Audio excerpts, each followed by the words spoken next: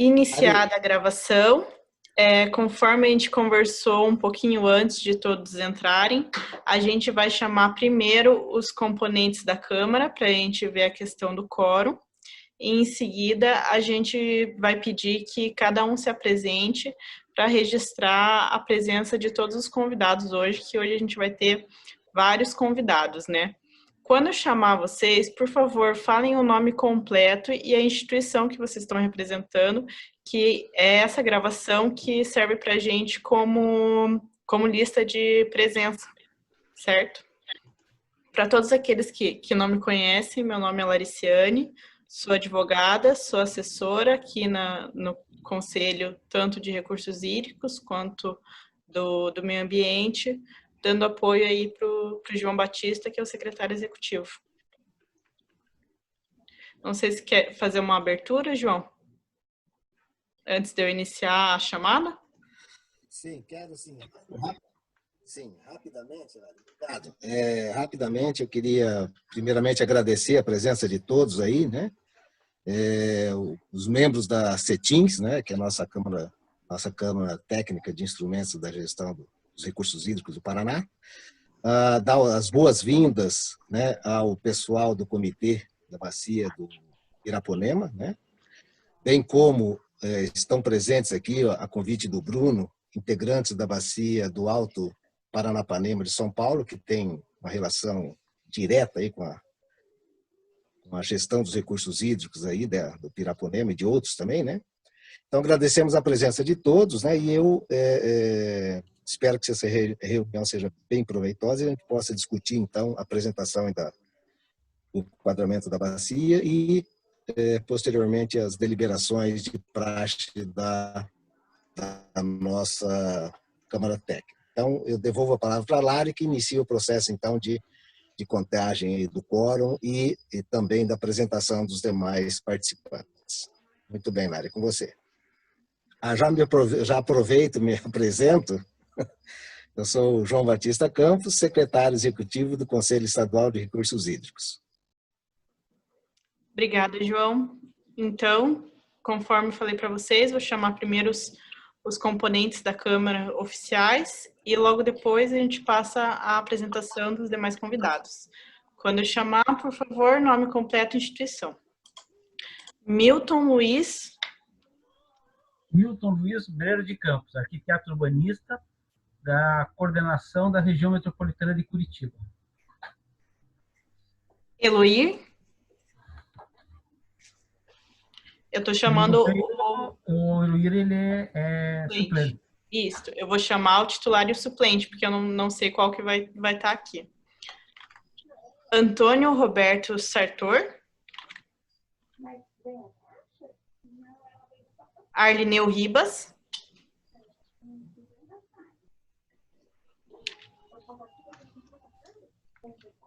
Nicolás Lopardo. Ausente, está de férias. Luciano. Presente, Luciano Rodrigues Penido, Sanepar, trabalho na gerência de recursos hídricos. Muito obrigada. Jonathan Dieter. Carlos Henrique Boscardim.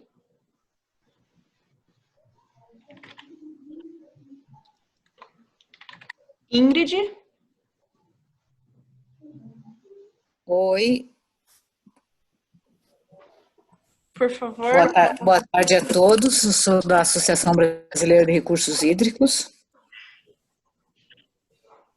Nome completo, por favor, Ingrid. É Ingrid Illich Miller. Muito obrigada. Cristóvão, que é o seu suplente, não está, né, Ingrid? Não está. Muito obrigada. Paulo Henrique.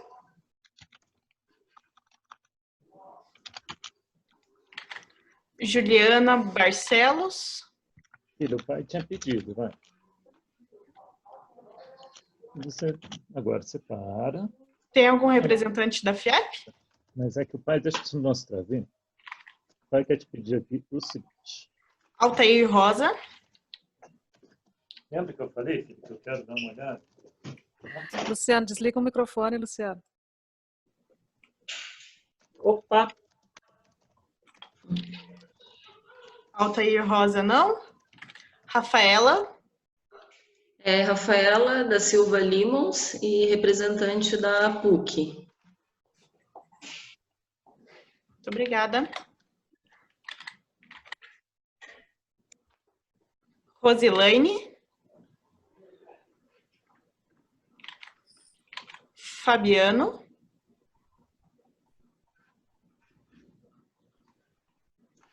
Algum representante da Secretaria de Educação?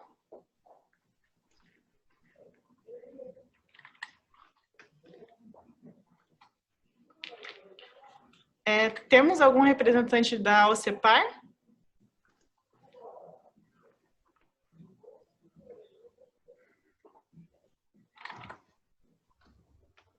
Mônica?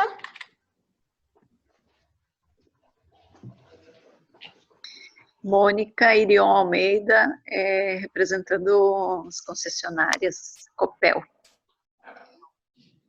Obrigada. José Luiz Escrocaro.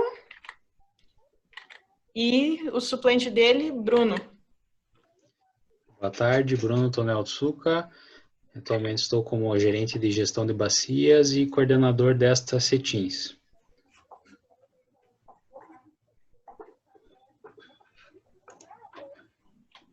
Pessoal, a gente está com 6 conselheiros, a gente precisa de mais um para ter quórum.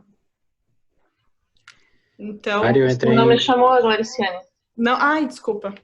Andréia está aí, verdade. Andréia Aparecida de Oliveira, presidente do Comitê da Bacia do Rio de Bagir. Perdão, 1000 perdões. Andréia do Tibagi.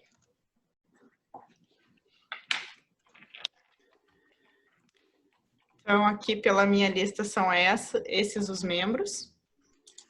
Agora, eu vou chamar todos os convidados para se apresentarem. É o mesmo processo, nome completo e instituição. Ângela?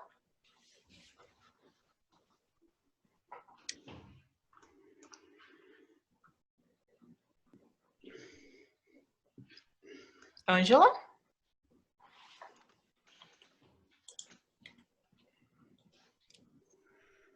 Passando para a próxima, Aida. A Ângela está com o microfone desligado, ela está ali, ó. Ela é aluna do Proficiamb. É a Ângela Sagava. Muito obrigada. Aida? Está fechado o microfone. Aida, desculpa. Aida Andreasa, eu sou da Ingecorps. Muito obrigada. Lauro?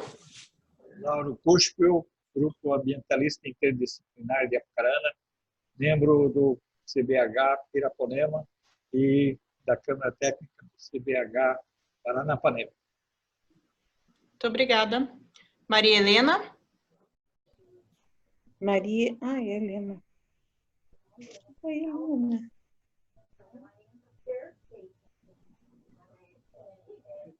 Maria Helena Bife? Sou eu. Maria Helena Bife, Instituto Olhar Suficiente de Maringá. Membro do CBH Piraponema e Paranapanema. Muito obrigada. Sueli? Sueli Mieko Miyamoto, Prefeitura Municipal de Paranavaí. Muito obrigada. Professor Silvio? Silvio Silvestre Marques, da Unicesumar Maringá, da diretoria do Pirapanema. Andréa? Será que sou eu, Andréa Bialetsky? Isso. Andréa Bialetsky, representa a Universidade Estadual de Maringá. Muito obrigada. Cláudia? Cláudia Cavalcante, sou mestranda do Proficiamb, da UEM, campus de Goiuerê. Cristiane? Cristiane Mitico Passos Okawa, sou professora da Universidade Estadual de Maringá e sou coordenadora da CTPLAN, que é a Câmara Técnica de Acompanhamento do Plano do CBH Piraponema. Sandro Selmo. Boa tarde, Sandro Selmo, secretário executivo do Comitê do Pontal do Paranapanema.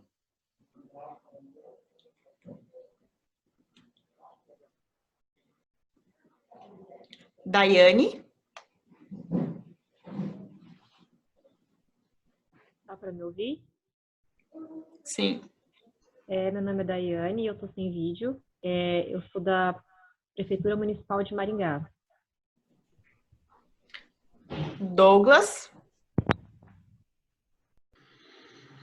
Boa tarde, Douglas Paulec, da Copel.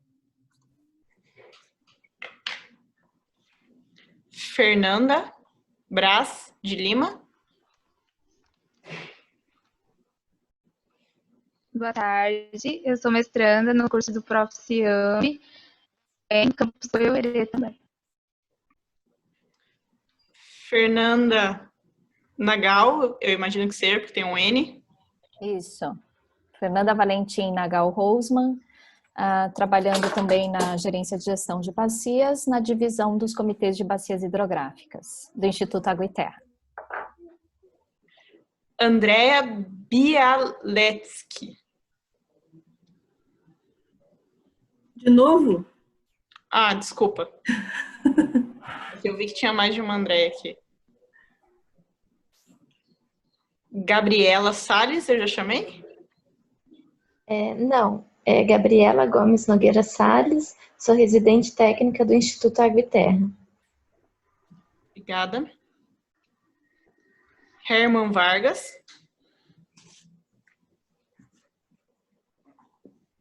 Boa tarde, Herman Vargas Silva, representando a Associação Brasileira de Águas Subterrâneas no Piraponema.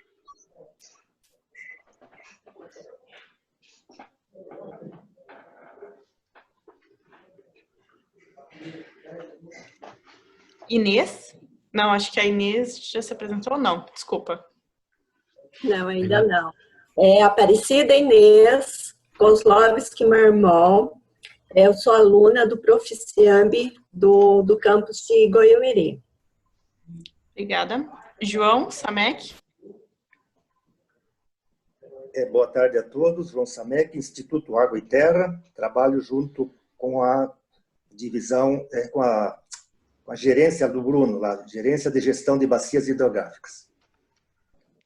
Júlia. Júlia Bianec, eu sou residente técnica no Instituto Água e Terra, também na gerência de gestão de bacias. Caroline.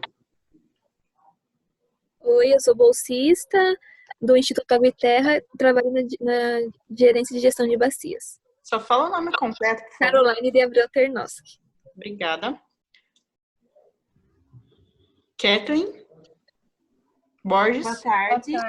Eu me chamo Kathleen Borges Machado, sou aluna do mestrado profissional no ensino de ciências, campus Goiuerê. Ketine. Boa tarde, Ketine Camargo de Castro. Eu sou residente técnica no Instituto Água e Terra, na gerência de gestão de bacias hidrográficas. Deixa eu ver. Marcos Paulo Rosa. Boa tarde, eu sou Marcos Paulo Rosa, sou aluno do Prof. Ciambi da UEM, Campus Regional Goiuerê. Mari.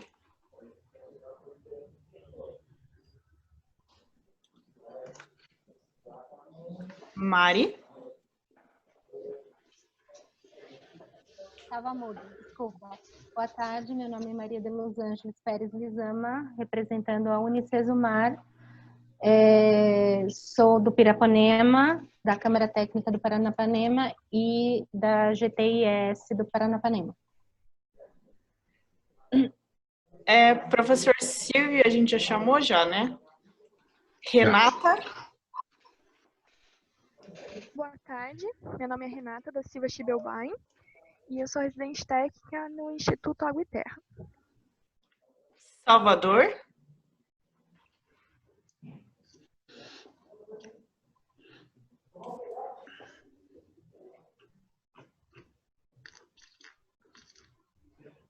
Salvador. Oi, eu sou presidente da ONG Olho d'Água, faço parte do Comitê de Bacia do Piraponema e Comitê de Bacia do Paranapanema. Faço parte do Conselho Municipal de Meio Ambiente de Arapongas. Sandro Selmo já foi chamado?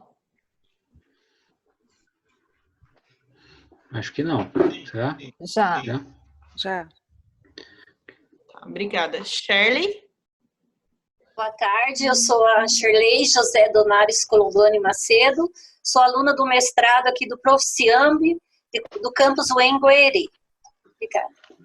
Sueli? Acho que a Sueli já se apresentou também. Desculpa, pessoal, é que sai daqui da ordem e às vezes eu chamo 2 vezes. Tatiana? Boa tarde, pessoal. Tatiana Kemi Sakagami, engenheira ambiental, bolsista no Instituto Água e Terra. Obrigada. Tiago?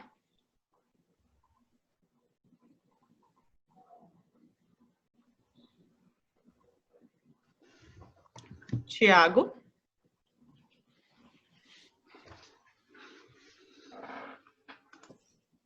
Boa tarde a todos, estão me escutando? Sim. Sim.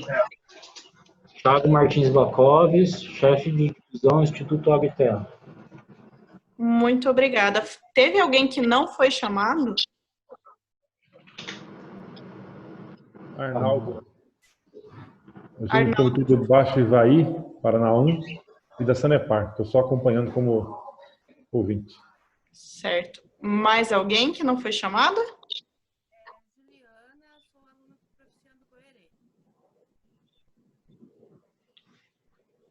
Pessoal, então, declaramos que temos quórum para a deliberação. Passo agora a palavra para o Bruno, que é o coordenador na Câmara e vai conduzir aqui os nossos trabalhos. Muito obrigada. Boa tarde a todos. Obrigado, Lariciane, obrigado, João Batista, pelo encaminhamento e organização dessa reunião. Cada reunião dessa aí tem uma preparação muito forte aí nos bastidores, então a gente tem que agradecer o trabalho que vocês vêm fazendo aqui no Conselho Estadual de Recursos Hídricos, né? Queria agradecer a participação de todos aqui, a gente está com uma participação muito boa, de 42 participantes no momento, né? Agradecer em especial os membros aí da CETINS que estão presentes, né? Estamos aí com quórum na estica, o mínimo, que é 7, então conseguimos fechar esse quórum para deliberação.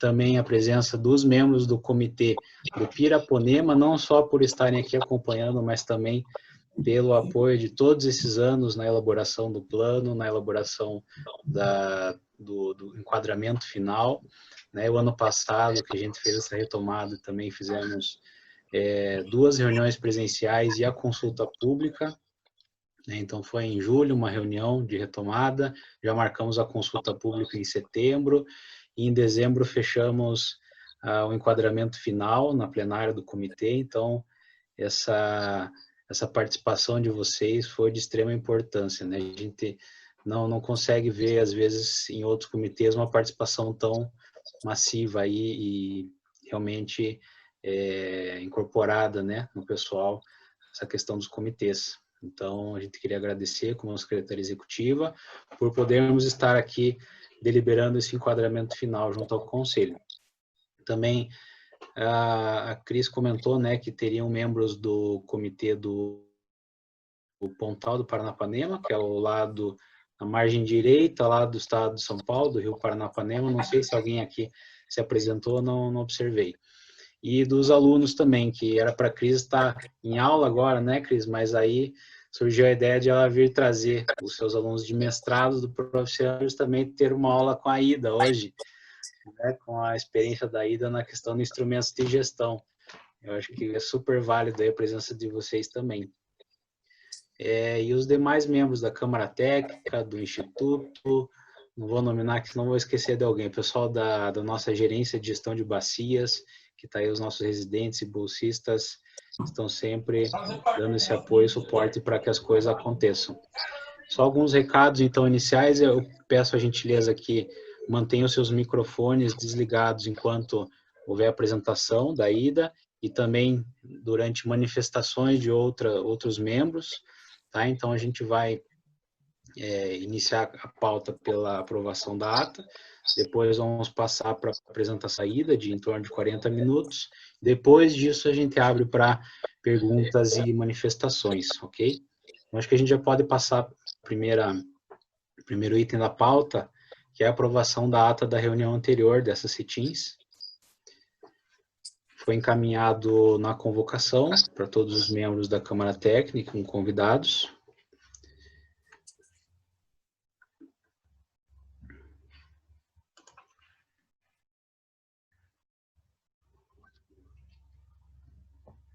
Eu pergunto se algum membro da Câmara Técnica ou participante convidado que participou dessa reunião do dia 21 de maio, também por videoconferência, tem alguma sugestão, algum questionamento sobre a ata.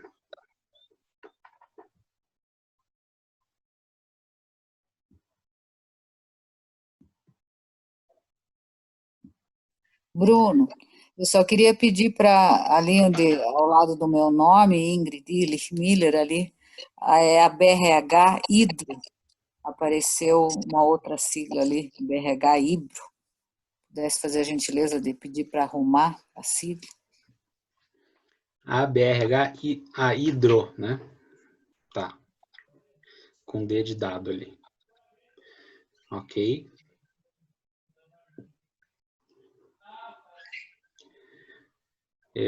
Bom, então, como não há mais manifestações, eu coloco em aprovação a minuta da ata da reunião anterior. Então, aqueles que são membros do comitê da Câmara Técnica deste Conselho, então, os favoráveis permaneçam como estão. Quem for contrário ou que deseja se abster, que se manifeste, por favor.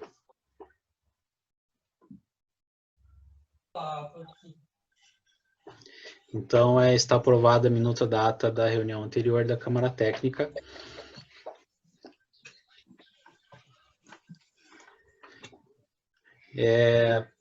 Bom, então, antes de passar a palavra para a Ida, eu queria colocar aqui, para uma melhor organização aqui da reunião, como a gente está em bastante membros e participantes, 43 agora. Se alguém tiver alguma dúvida durante a apresentação, pode se manifestar aqui no chat, que a gente vai considerar como se fosse a inscrição da pergunta.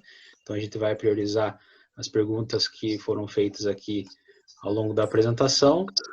Então, no final da apresentação da Ida, a gente coloca essas perguntas, manifestações, e aí depois disso a gente abre a palavra, seja para membros da CETIM, seja para participantes também, ouvintes, se quiserem se manifestar também. Essa reunião é pública, então todos têm direito à manifestação aí, tá? Só peço daí o controle do tempo, por estarmos aí em bastante pessoas, e para a gente não se delongar muito na questão e manter sempre o foco aí na nossa pauta, que é a aprovação do enquadramento final do Comitê do Piraponema. Então, sem mais delongas, eu chamo a Ida para compartilhar a sua apresentação, e a palavra está com você, Ida.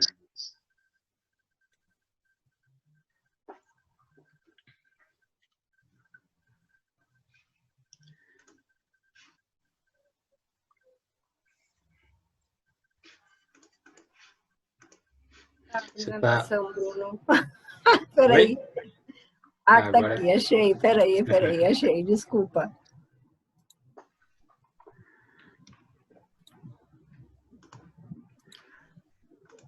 Todo mundo está enxergando? Sim. Sim. Sim.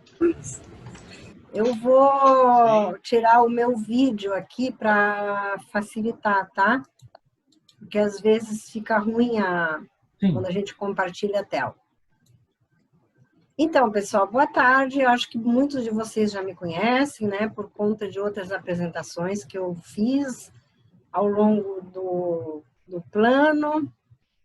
Muitas delas, lá no começo, quando a gente recém estava alinhando o plano de trabalho, as atividades, e mais agora para o final, no ano passado, justamente uma consulta pública por conta do enquadramento, e uma segunda, né, Bruno, onde foi o meu colega, o José Manuel, porque eu não pude ir naquela ocasião, estava com problema de família, e o enquadramento a rigor foi aprovado, né, naquela resolução do dia 17 de dezembro do ano passado.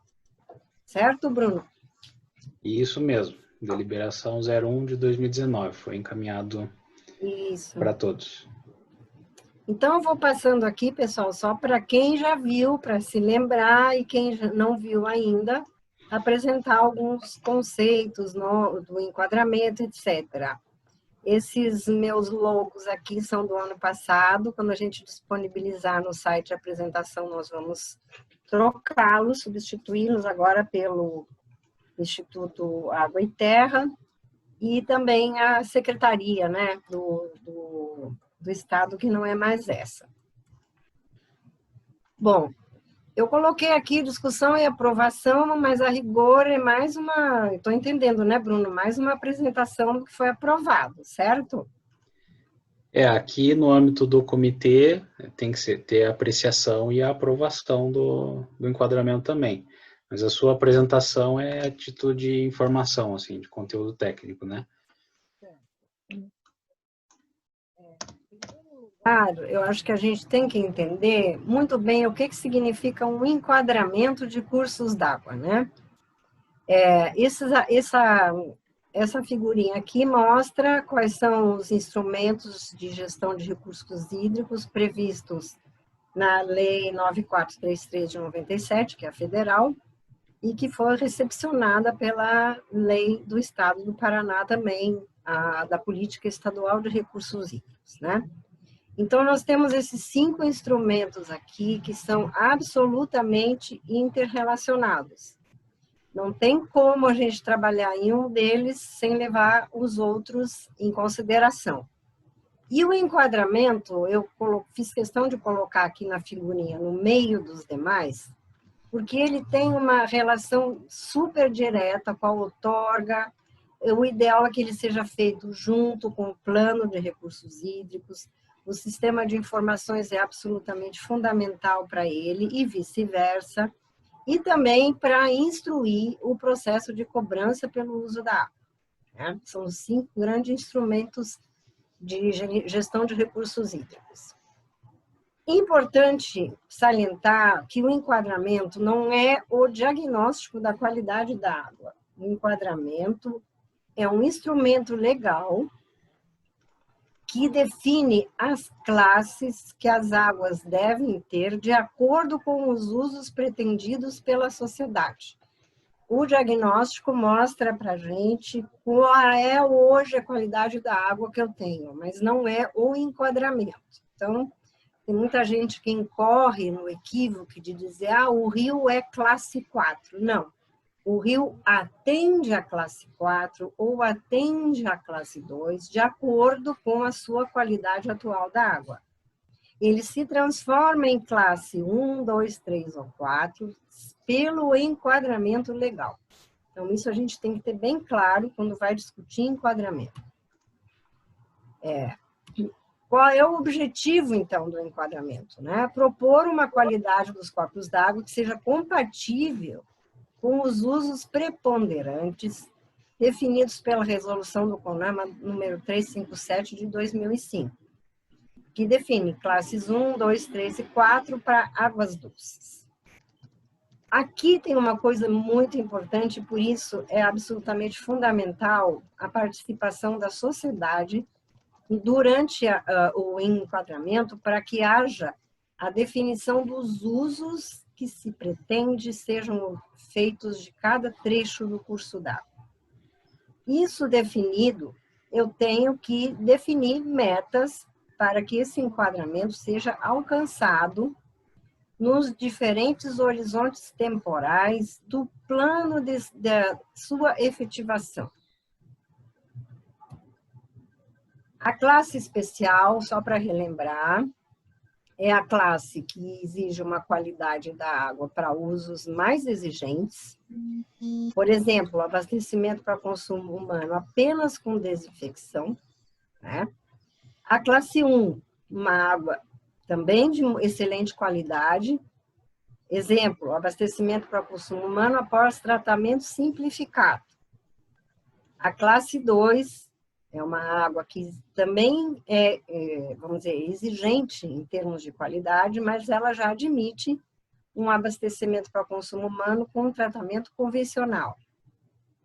A classe 3, que é uma classe de pior qualidade que as anteriores, ela pode ser destinada ao abastecimento para consumo humano, desde que eu tenha um tratamento convencional ou avançado. Estou dando um exemplo aqui do abastecimento para consumo humano, para a gente entender da melhor para a pior qualidade. Não quer dizer que esses outros usos não estejam todos aqui também previstos para cada classe. E a classe 4 é uma classe de águas de qualidade inferior, destinadas à navegação e harmonia paisagística apenas. O processo de enquadramento de corpos d'água, ele é um processo longo, né? A gente já passou por todos esses passos aqui, né? E estamos na consulta pública para aprovação e deliberação pelo Conselho Estadual de Recursos Hídricos.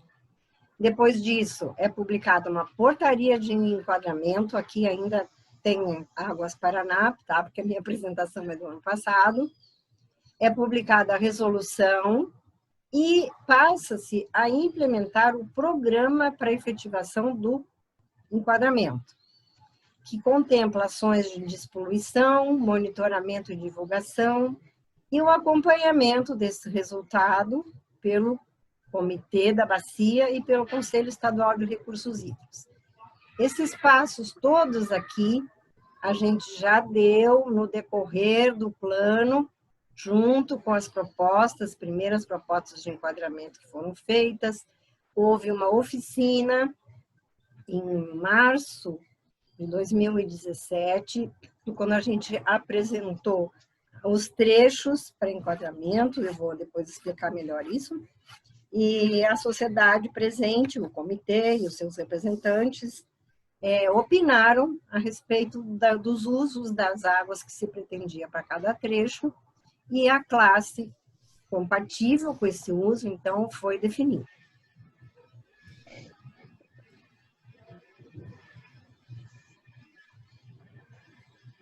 Aqui, ó, esse mapa mostra a nossa UGRE, né, Piraponema, com as suas subdivisões em áreas de gestão, estratégicas de gestão. Isso nós fizemos logo no início do trabalho. A divisão era em menos áreas, a divisão da bacia era em menos quantidade de áreas, e nós passamos para 22, de tal forma que fosse mais fácil trabalhar com as questões localizadas, tanto de quantidade quanto de qualidade da água. Este é o enquadramento que havia, né, atual. Pode-se observar que grande parte dos cursos d'água era enquadrado em classe 2, aqui essa legenda. Um pequeno trechinho aqui, a jusante de Maringá, já em classe 3, devido justamente à existência de uma cidade de grande porte, na cabeceira da bacia, cabeceira dos rios, o que implica uma dificuldade maior para se atingir classes de maior qualidade devido ao lançamento de efluentes. Essa situação, ela se aplica praticamente a toda a bacia hidrográfica que tem grandes áreas urbanas localizadas nos seus divisores de água. Por quê? Porque essas áreas, elas são, evidentemente, fonte de poluição pontual, esgotos domésticos, esgotos industriais, população maior, etc. Isso tudo provoca uma dificuldade para se obter a jusante né, dessas áreas urbanas, os cursos d'água que banham essas áreas urbanas, em geral, eles têm uma qualidade que não seria a desejada. Porém, ali nós temos já um município instalado, grande, com porte populacional relevante. Isso dificulta muito que se tenha uma qualidade da água muito boa nessas situações. Às vezes, mesmo com um bom tratamento de efluentes, ainda o curso d'água não tem porte suficiente, vazão para diluir as cargas até atingir-se uma classe de qualidade melhor. O que nós fizemos para poder subsidiar essa proposta de reenquadramento? Fizemos uma segmentação dos cursos d'água nos trechos de interesse para o balanço hídrico qualitativo, que foi feito com um modelo matemático Aquanet. Foram definidos mediante discussão com o comitê e a Câmara Técnica, os usos atuais e futuros desejados para os cursos d'água pela sociedade da bacia.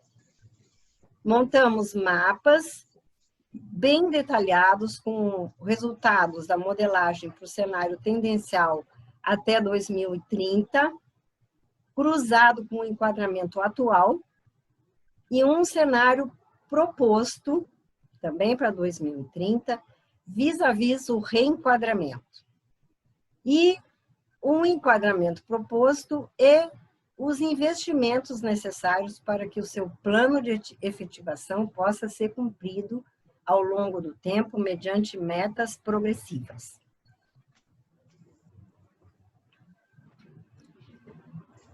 Esses parâmetros foram definidos juntamente com o Águas Paraná, na época, né? Discutidos também com a Câmara Técnica e com o comitê. A vazão de referência para o enquadramento foi definida como a Q95%, uma vazão de estiagem, que significa que em 95% do tempo, naquele curso d'água, passa uma vazão maior ou igual a esta. Ou seja, é uma vazão pequena. E isso, se usando uma vazão de estiagem, os problemas de qualidade da água, eles aparecem mais, né? Ficam mais evidentes. Então, trabalhar com uma vazão de referência para o enquadramento de estiagem é uma ótima medida, né? O parâmetro de qualidade adotado foi a DBO. O cenário adotado foi o tendencial, para ver o que aconteceria com a água se fossem, vamos dizer, mantidas ou obedecidas as tendências que o cenário do plano definiu.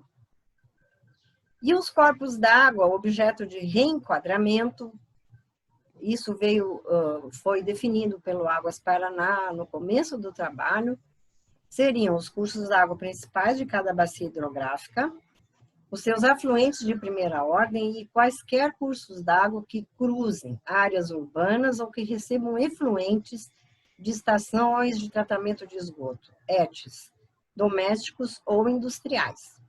Então, com base nessas premissas, nós montamos os mapas, rodamos o modelo matemático e identificamos o que acontecia com a qualidade da água na situação atual e na situação futura, no cenário tendencial.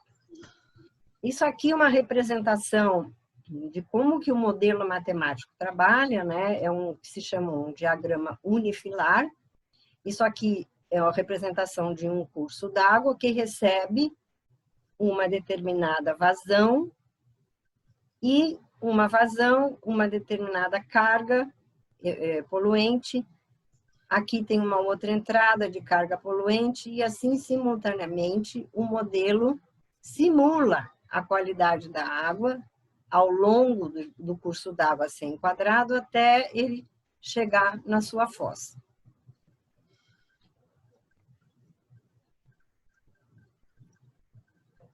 O modelo Aquanet, para poder rodar o modelo, então, aquelas 22 áreas estratégicas de gestão, elas foram subdivididas em 56 subbacias.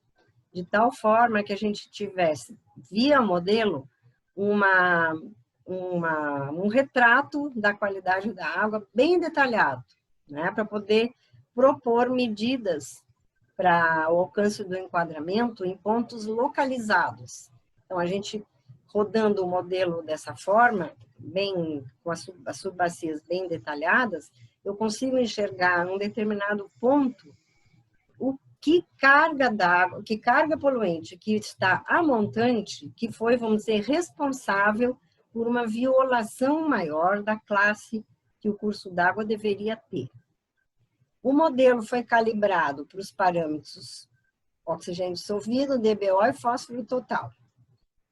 Simulamos com a Q95 e foram definidas, então, as concentrações dos poluentes na foz de cada subbacia. E comparados essas concentrações com os limites para atendimento ou não à classe de enquadramento do curso d'água estabelecidos pela resolução CONAMA 357. Isso tanto para o cenário atual como para os cenários futuros. E aqui a gente tem um resultado do balanço hídrico da DBO, mostrando, por exemplo, para os limites da classe 2, né, que é 5 miligramas por litro ou menos, qual a situação das 56 subbacias em que nós dividimos a bacia, a UGRE, né?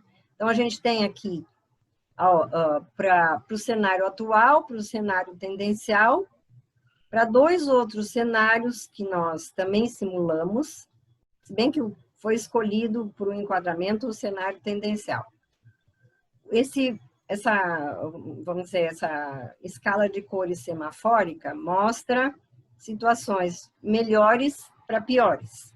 Então, no cenário tendencial, a gente observa aqui, justamente na região de Maringá, e aqui também na cabeceira da bacia, aqui também, algumas subbacias cujos cursos d'água não demonstram potencial para diluir as cargas, razão pela qual as concentrações de DBO se mostraram superiores ao limite da classe 2. Fizemos a mesma coisa para o fósforo total. Vamos focar aqui no cenário tendencial, dá para perceber que nós temos aqui várias subbacias também com valores de fósforo elevados. O fósforo, ele é basicamente gerado por cargas de poluição difusa, né? Áreas com grande uso agropecuário e às vezes até também esgotos domésticos, mas a maior parte de fósforo que aparece nas águas é fruto da drenagem de áreas de agropecuária, né? O que se chama poluição difusa. Poluição pontual é aquela que a gente consegue identificar certinho de onde sai o efluente, no caso, por exemplo, uma estação de tratamento de esgoto. Bom, algumas questões para definir o enquadramento, elas são absolutamente fundamentais, né? Eu preciso, para definir uma classe que eu quero para um determinado curso d'água no futuro, saber que isso tem um custo para a bacia. Eu preciso saber se é viável tecnicamente, né? Se esses usos atuais e futuros implicam, para que o enquadramento seja obedecido, uma capacidade de investimento compatível com os limites da bacia. Eu não posso, vamos dizer, é melhor trabalhar com uma meta progressiva que me leve, por exemplo, de uma classe 4 para 3, do que propor uma classe 3 para 1, quando a capacidade de investimento para cumprir o plano de efetivação do enquadramento da bacia não é compatível, né? Então, a gente precisa ter um olhar para o que a gente pode chamar de os 3 rios do enquadramento, né? O rio que nós temos, que é a condição atual, O rio que nós queremos é o desejo, é a vontade, porém, o rio que nós podemos ter. Quais são as nossas limitações? São técnicas e econômico-financeiras. Quando a gente vai propor uma classe de enquadramento, a gente não pode deixar de ter isto aqui em mente.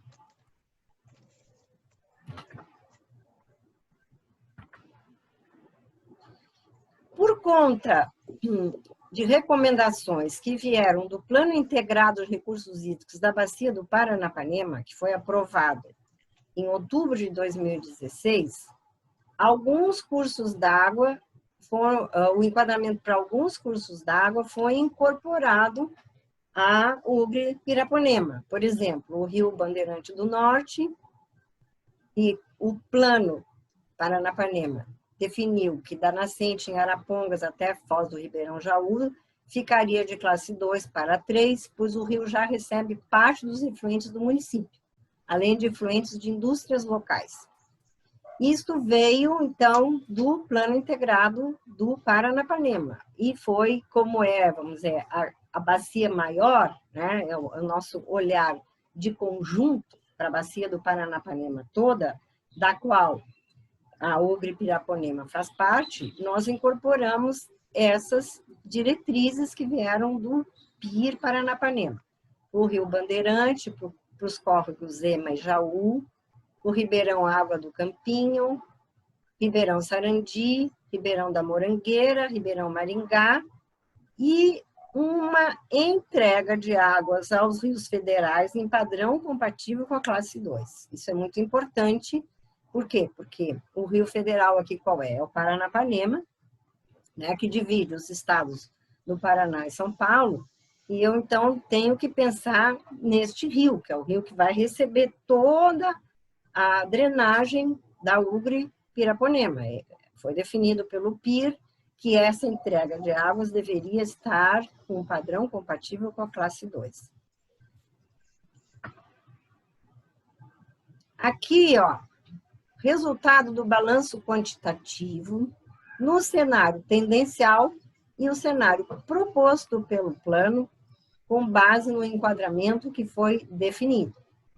Então, eu tenho, por exemplo, aqui na PP01, eu tinha no cenário tendencial um índice de atendimento à classe necessária pelo uso preponderante de 53%.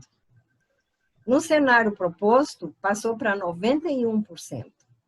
Pode-se ver que houve aqui uma mudança bastante expressiva, né? Aqui os totais, ó, de 92% para 98%, 93% para quase 100%, 87% para 98% e para a Ugre Piraponema como um todo de 91% para 98%.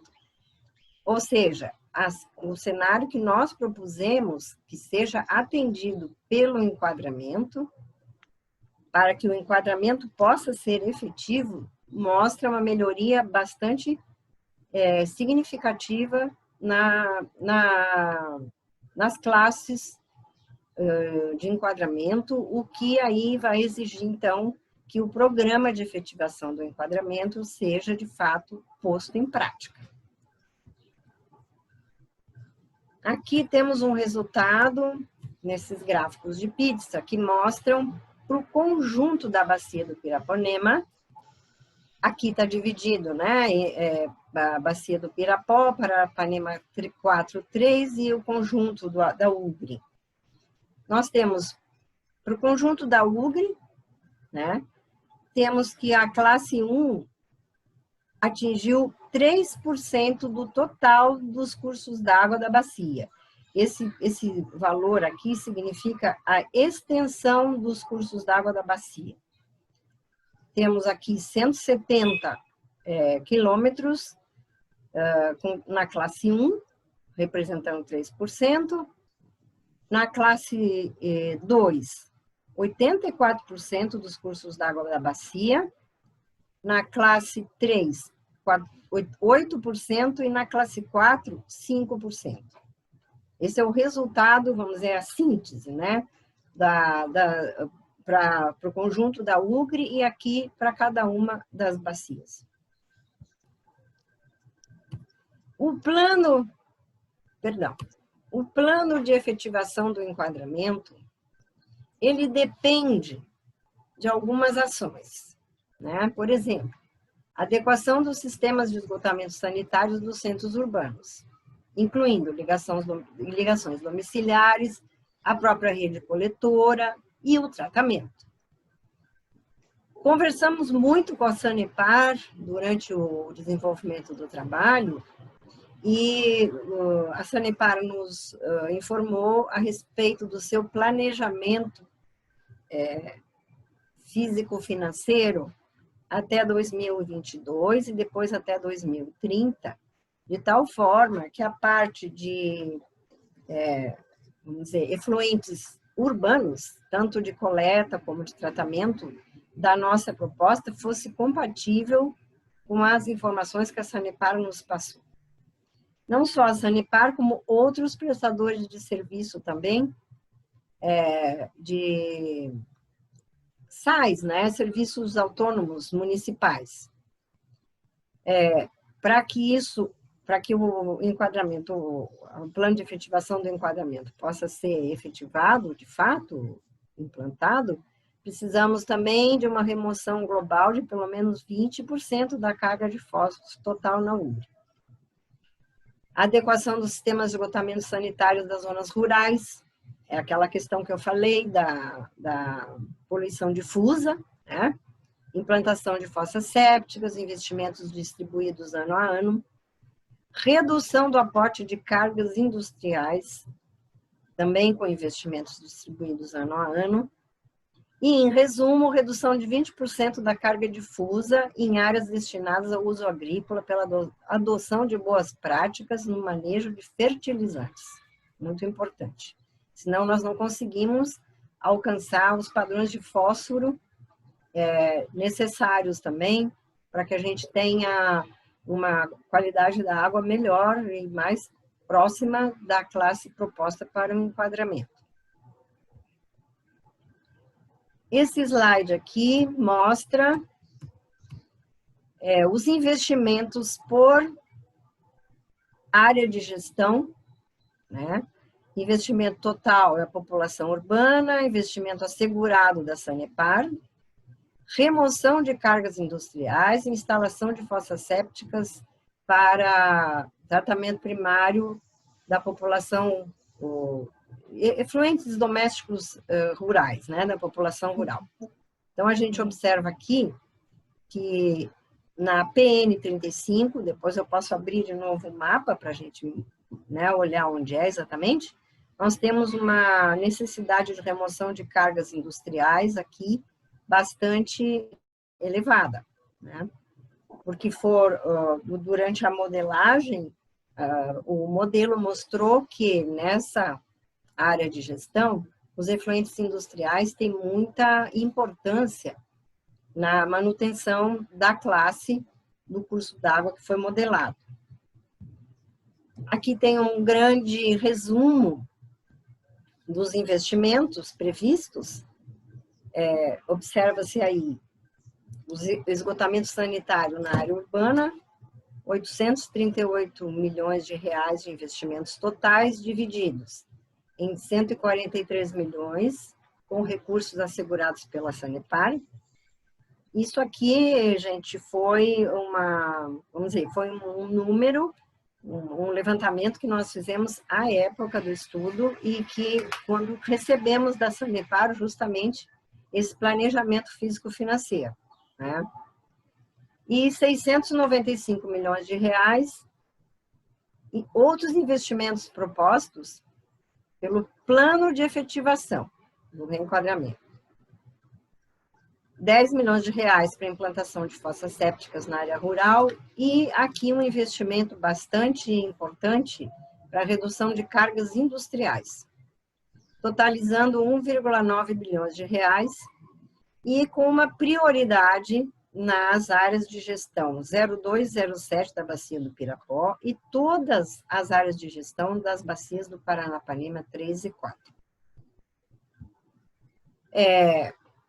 Medidas de gestão, né? Aquelas medidas que eu passei antes, elas implicam intervenções, né, físicas na bacia, tratamento de esgoto, coleta, etc. Isso aqui são medidas de gestão, que vêm junto com as medidas de intervenção física para que o plano de efetivação do enquadramento possa ser cumprido. Então, um levantamento detalhado das atividades poluidoras para a formação de base de dados de usuários confiável para atualização permanente das informações. Regularização de todos os usuários de recursos hídricos para diluição de efluentes. Porque se a gente não tiver um banco de dados atualizado permanentemente no lançamento de efluentes, nós podemos ficar sem a informação necessária para monitorar a implantação do programa de efetivação.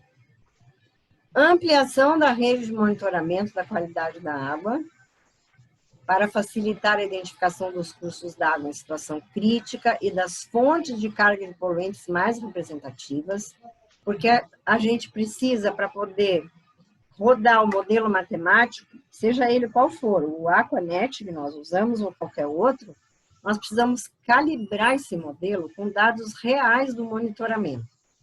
Então, quanto mais estações de monitoramento da qualidade nós tivermos numa bacia, melhor será a calibragem do modelo e melhor será o acompanhamento do programa de efetivação.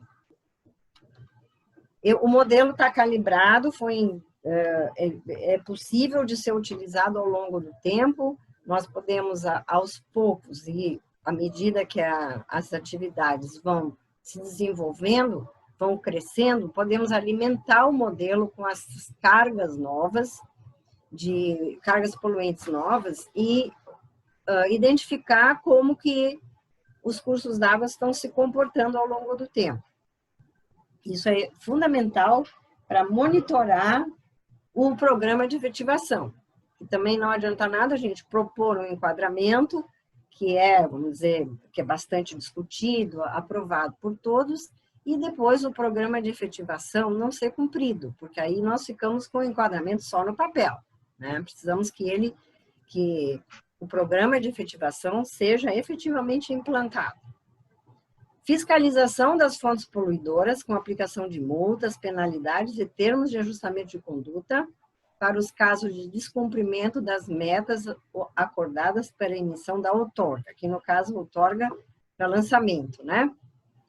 E instituir a cobrança pelo uso da água para diluição de efluentes. Por que isso aqui?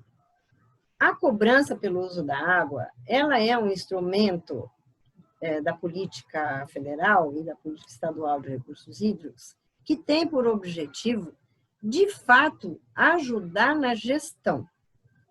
Isso significa o quê? É preciso que os usuários criem uma consciência da necessidade de que os seus efluentes sejam tratados, que colaborem, enfim, com um planejamento global para a bacia.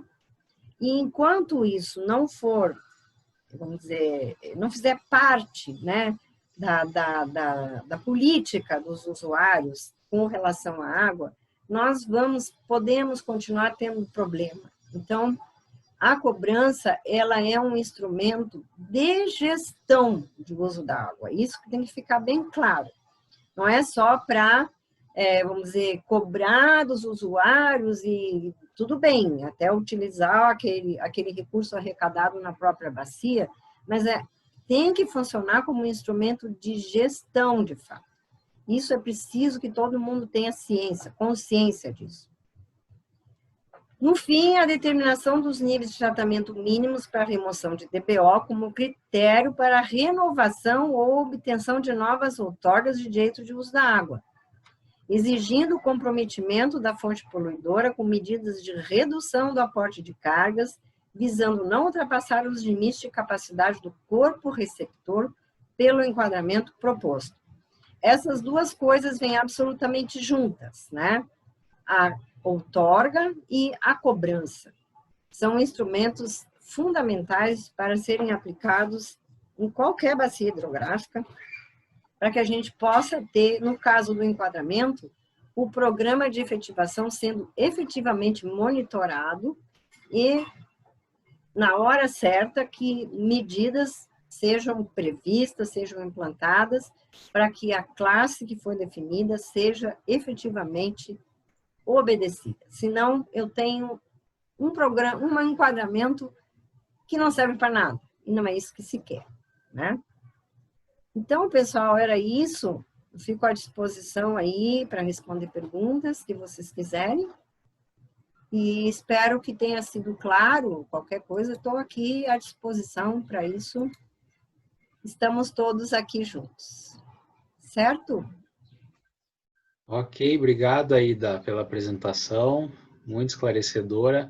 Novamente pelo apoio de vocês da Engecorps, mesmo com a gente com a questão contratual encerrada há alguns anos, a Engecorps, ela, por responsabilidade aí técnica, né, e comprometimento, tem respondido tanto a nível de comitê, agora a nível de conselho, essas nossas pedidos, né, esses convites para apresentação técnica, para nos ajudar a finalizar essa parte legal, né, de aprovação dos produtos que ela mesma elaborou, na empresa, né. Então, parabenizo novamente, agradeço. E não houve nenhuma manifestação no chat, por enquanto. Então, eu abro a palavra aí para quem quiser fazer alguma pergunta para a Ida, ou também se alguém do comitê quiser fazer alguma consideração, né, do processo, né, algum comentário, também fica aberta a palavra. Hoje a nossa pauta é questão da deliberação do enquadramento do Piraponema, ok?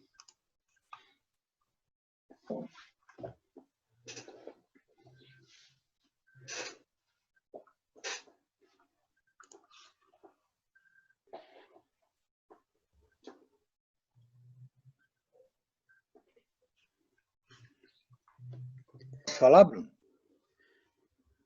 É o Luciano? É o Herman. Ah, não, tudo bem, vai lá. Oi. Não, então falar, Herman.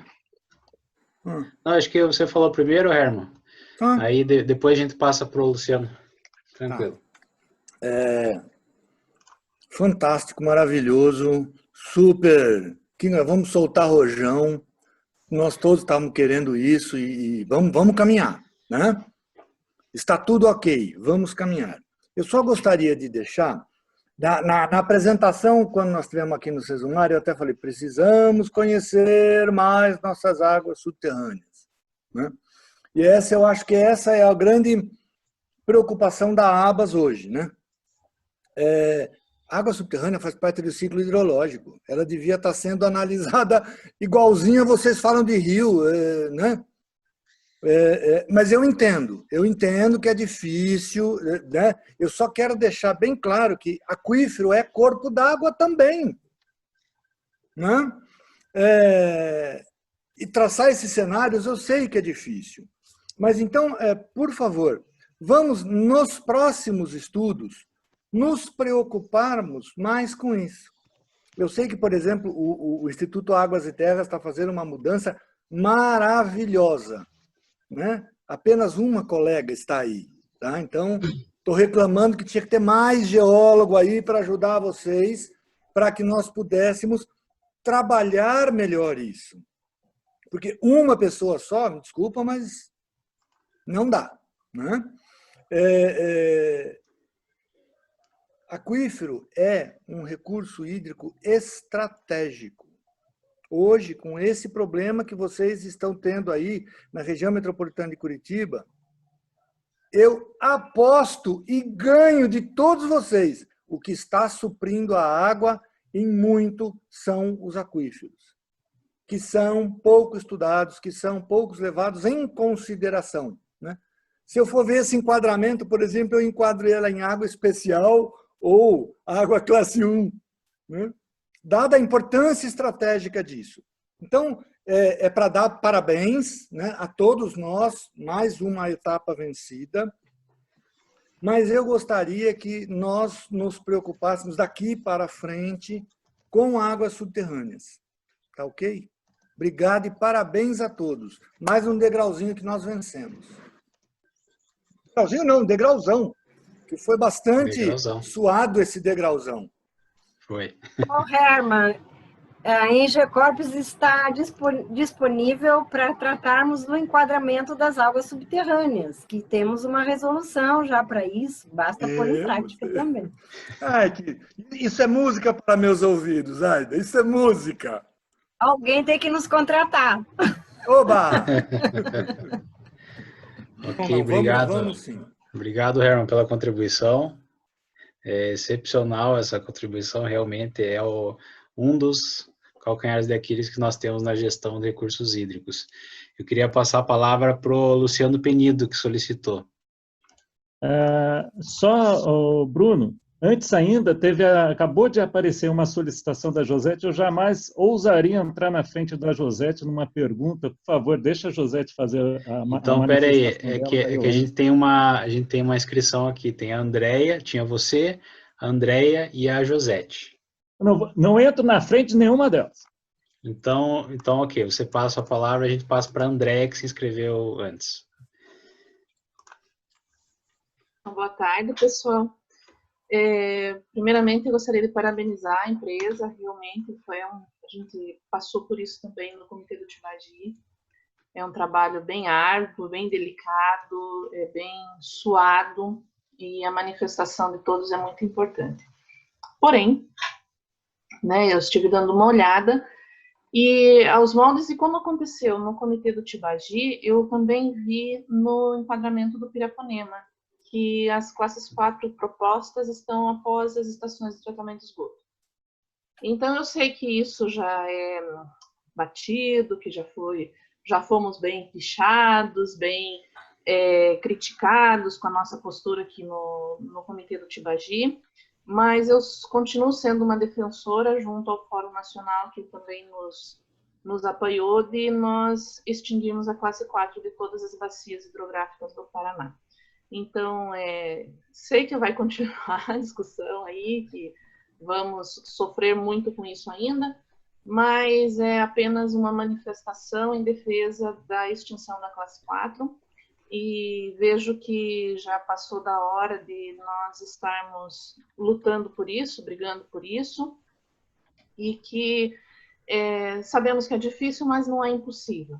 Então, aos moldes do que aconteceu no Tibagi, eu vejo acontecendo também no Piraponema, e volto a frisar, é bastante complicado a gente ter que fazer uma análise onde nós conseguimos observar que após as estações de tratamento de esgoto é que estão as classes mais vulneráveis, digamos assim, com classe 4.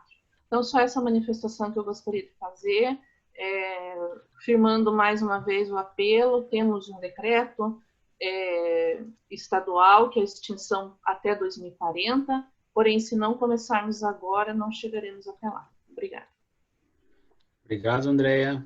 Bastante pertinente também, uma discussão muito assídua que tem essa questão dos rios classe 4. Essa resolução do Conselho Estadual realmente coloca que o prazo final para não termos mais é 2040, né?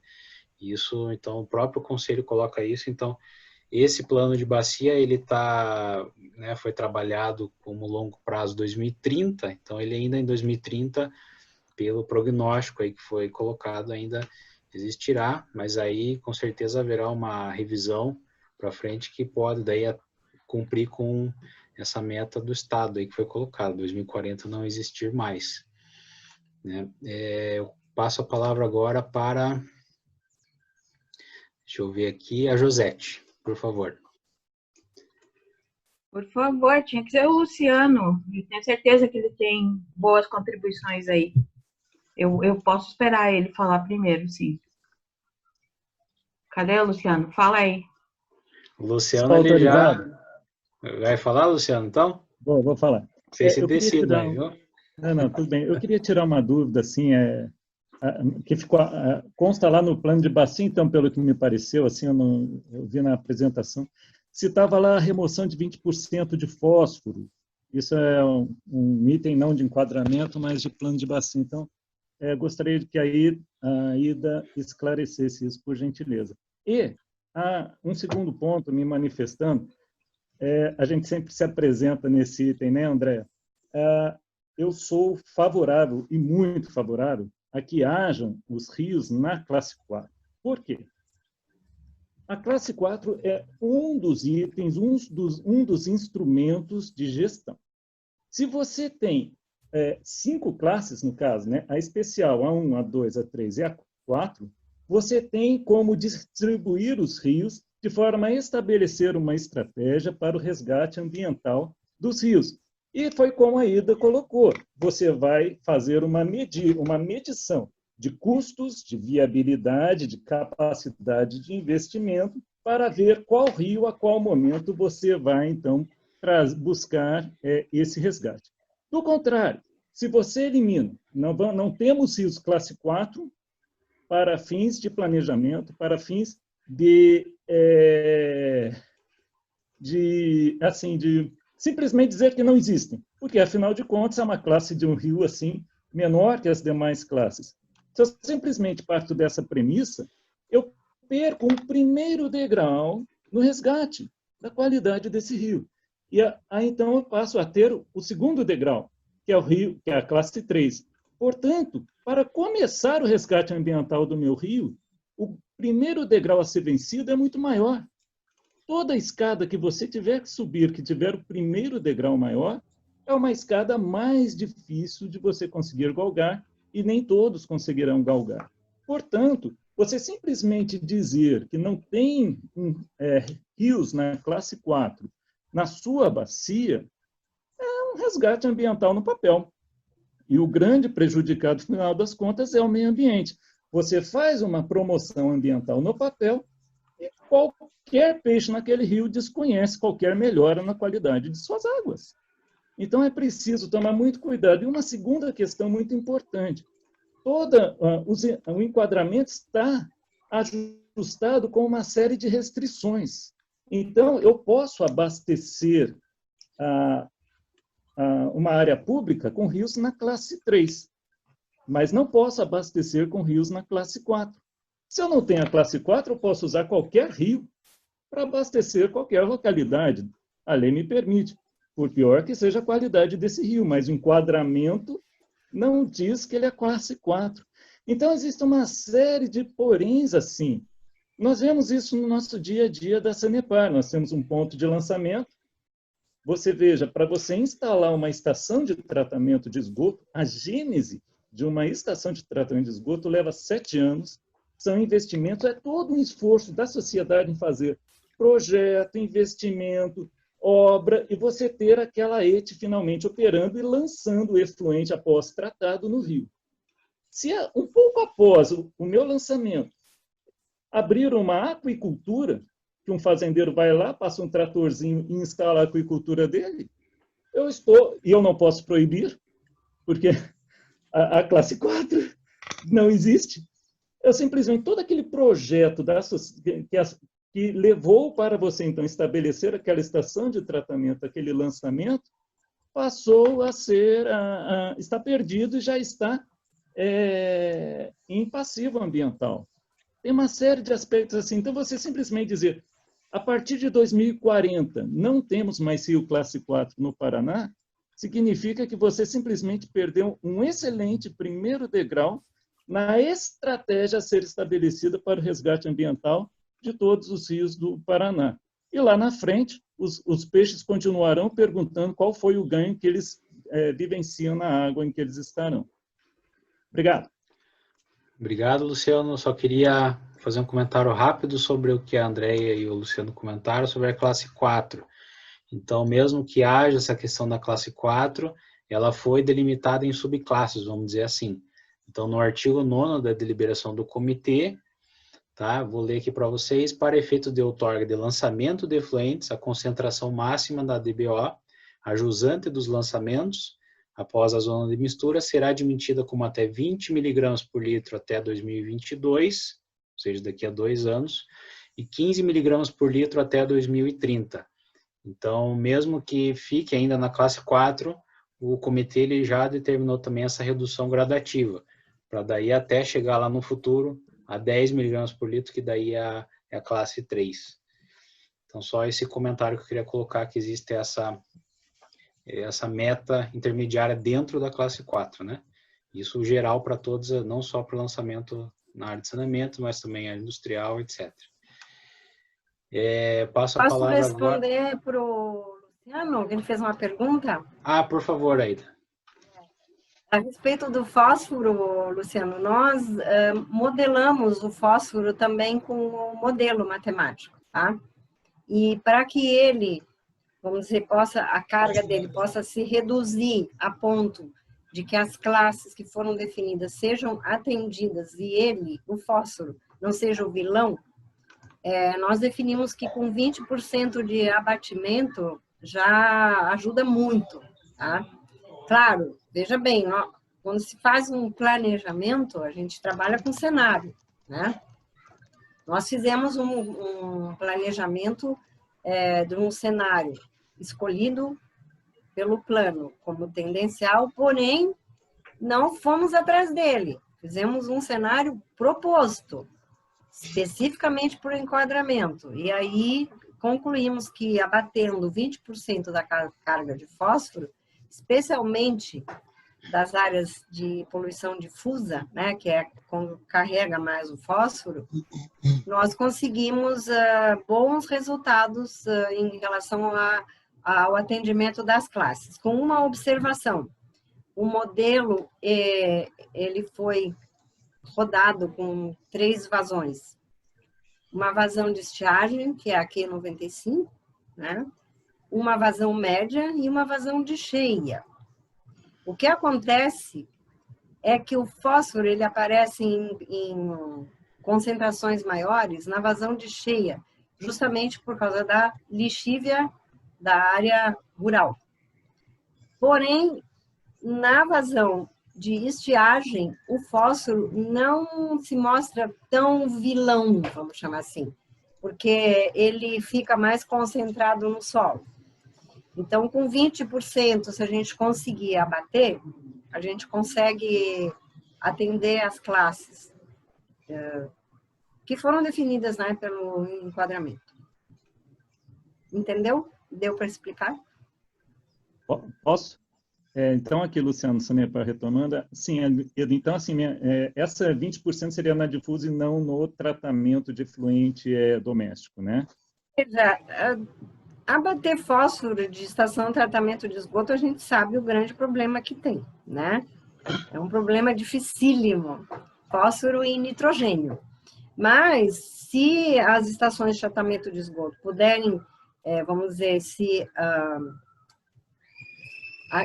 uma tecnologia mais avançada para abater fósforo, seria o ideal, sem dúvida nenhuma.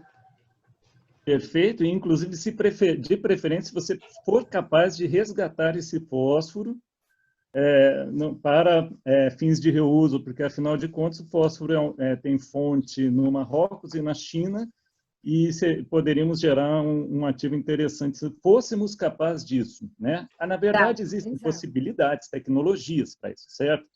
Mas existe o custo. O problema é que custa caro. E custa caro, isso. E o projeto que nós temos hoje disponível, que nós recebemos para uma estação de tratamento, eu fui verificar com a empresa que preparou todo esse projeto. É importante só citar, assim, para termos uma ideia, que quando a gente fala, vamos remover o fósforo, e sim, remover o fósforo do efluente doméstico, tudo parece muito bacana, né? Ganhos ambientais bacana. Hoje, exatamente, o projeto de que dispomos mostra que você terá que dispor 5 toneladas de cloreto férrico por semana. Para você remover o fósforo do efluente, isso vai gerar um lodo com cloreto férrico ou alumínio férrico, que você não tem o que fazer com aquilo ali, que você ainda vai ter que arrumar um aterro para dispor. Ou seja, você começa a ter uma escala de riscos ambientais e um trânsito de caminhões, ora com produto químico, ora com lodo, em nome de um ganho ambiental que, de repente, se você atacasse a poluição difusa, que é o que vocês estão propondo, é mais interessante. Obrigado. A atenção, gente. Ok. Obrigado, Aida. Só citar um comentário aqui do Miltinho, que a questão dos aquíferos do CART são estudados e tem legislação, mas concorda com o Herman que falta estudos ainda em outras áreas de recarga, né, de aquíferos. Josete vai se manifestar ou não? Ou foi a manifestação do Penido? Não. Ok. Então, eu passo a palavra para Cristiane Ocal, então. Não, eu quero falar.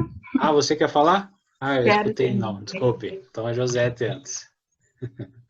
Desculpe, vou tentar ser breve. Primeiro, boa tarde a todos. Perdão pelo atraso, por ter chegado já no meio da apresentação. Aida, muito prazer em revê-la. Parabéns pela apresentação. Que felicidade ver concluído esse trabalho. Todo esse cenário discutido lá em 2015, né? Estamos em 2015, Então, depois disso, muita água rolou e 2020 foi o caos, né? Então, eu queria inicialmente reforçar o que você falou lá no final, que a Sanepar colocou quais seriam os investimentos, todos nós colaboramos com o diagnóstico, que está defasado, certo?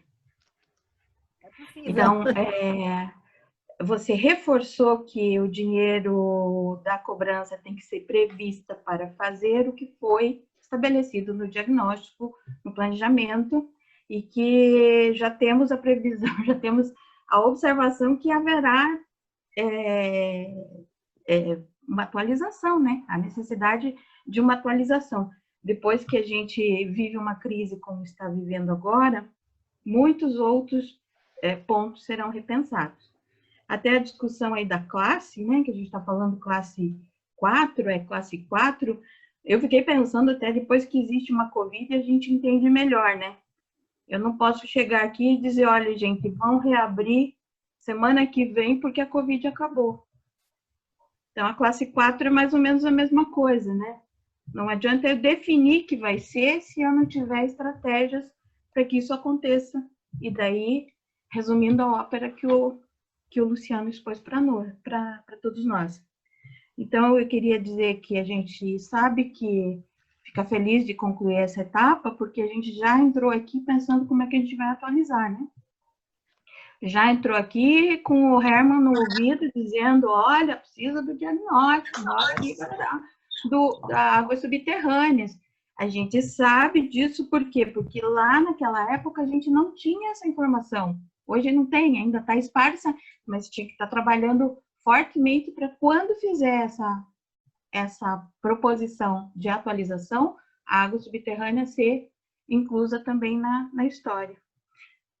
Não é uma pergunta, na verdade eu estou levantando alguns pontos que vai criar mais manifestações aí ainda. E, por último, eu queria falar sobre o fósforo, que a gente olha aí. Tem um microfone fazendo ruído aí. Pessoal, por favor, mantenha seus microfones desligados. Eu acho que é o da Ângela que está com interferência. Isso. Ok, obrigado. E, por último, eu só queria dar uma reforçadinha com relação a essa questão do fósforo, e que pode ser para o esgoto também, de um olhar mais positivo, né? Porque o fósforo não é passivo, é ativo, de repente, hoje na sociedade, ele está em extinção, a gente teria que tirar do esgoto. O esgoto, a gente já está falando em reuso por causa da crise hídrica, então, de 2015 a 2020, temos muitas coisas a pensar de maneira diferenciada. Obrigada.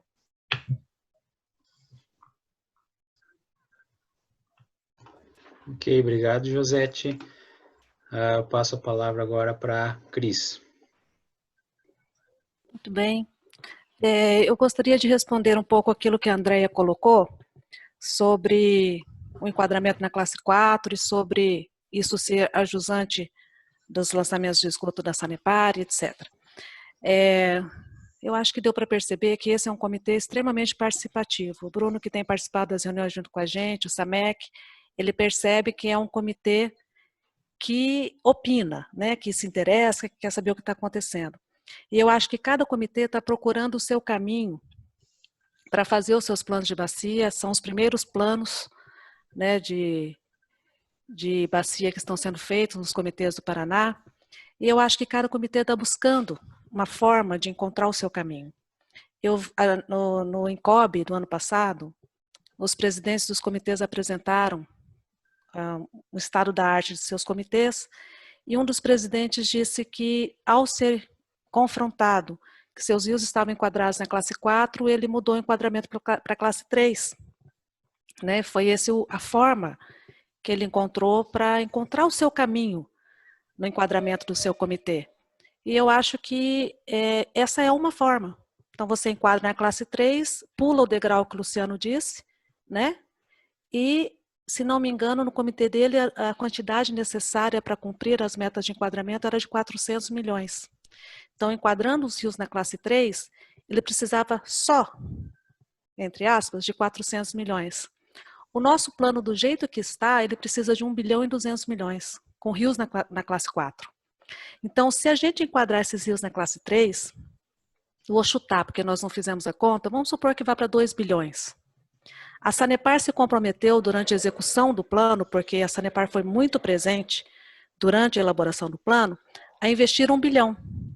Então, desse 1 bilhão e 200 milhões que nós precisamos, a Sanepar vai investir 1 bilhão. Então, eu preciso de só, entre aspas, novamente, 200 milhões, para deixar o plano do jeito que está hoje. Se eu enquadrasse na classe 3 e precisasse de uns 2 bilhões, a Sanepar entraria com 1 bilhão, porque esse foi o compromisso que nós conseguimos durante a elaboração do plano, e eu teria que ir atrás de 1 bilhão. Então, assim, é aquela história de ter o rio que nós podemos ter. Porque se for para dizer o rio que eu não quero nem classe 3, gente. Classe 3 é ruim. Classe 3 eu tenho que fazer tratamento avançado de água. Né? Então, se for o rio que a gente quer, deixa o enquadramento da portaria da Surema. Lá da década de 90 é que enquadrar o rio na classe 2. É o rio que a gente quer. O que a Surema fez foi dizer assim, esse é o rio que a gente quer. Todos os rios do Paraná que não têm enquadramento estão enquadrados na classe 2. Esse é o desejo. A realidade é que os rios, os trechos de rios das nossas subbacias estão degradados. Eles estão em classe 4. Então, se eu enquadro na classe 4, na classe 3, eu preciso de mais recurso. De onde virá o dinheiro?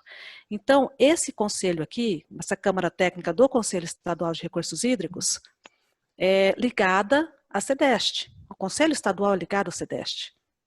Ora, a CEDEST é Secretaria de Desenvolvimento Sustentável e Turismo do Governo do Estado do Paraná, de onde vem a Sanepar. Então, se vocês querem enquadramento na classe 3, né, que é o que todos nós queremos, na verdade eu quero na classe 2, então o dinheiro tem que vir de algum lugar, ou do Governo do Estado do Paraná, ou do Governo Federal, ou de iniciativa privada, não sei se é possível, enfim, tem que ter dinheiro. O dinheiro que nós conseguimos de compromisso da Sanepar é de 1 bilhão. O dinheiro que nós teremos que correr atrás é 200 milhões. O dinheiro da cobrança vai ser de cerca de 1 milhão por ano. 1 milhão por ano em 10 anos, porque nós já estamos em 2020, nosso plano vai até 2030, são 10 milhões. Eu preciso de 200 hoje.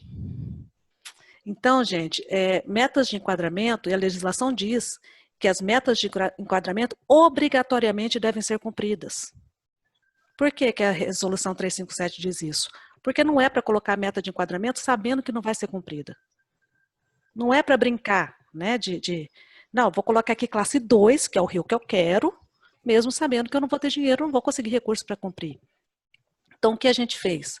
A gente pegou uma coisa mais real, mais palpável, nós vamos fazer classe 4, vamos escolher os trechos de rio que nós vamos colocar na classe 4. Ah, mas estão jusante de lançamentos de esgoto da Sanepar? Sim, estão jusante de lançamentos de esgoto da Sanepar, estão jusante de lançamentos industriais, teremos que cobrar essas empresas para que façam melhorias em seus tratamentos. Agora, se eu enquadro na classe 3, inviabiliza, inclusive o lançamento de esgoto, e aí vai fazer o quê? Então, tudo tem que ser planejado, porque são investimentos caros, planejado. Se o governador me disser assim, não, a Sanepar não vai dar 1 bilhão, vai dar 2. Não quero que a Sanepar dê 1 bilhão, eu quero esse rio melhor, eu quero que dê 2 bilhões.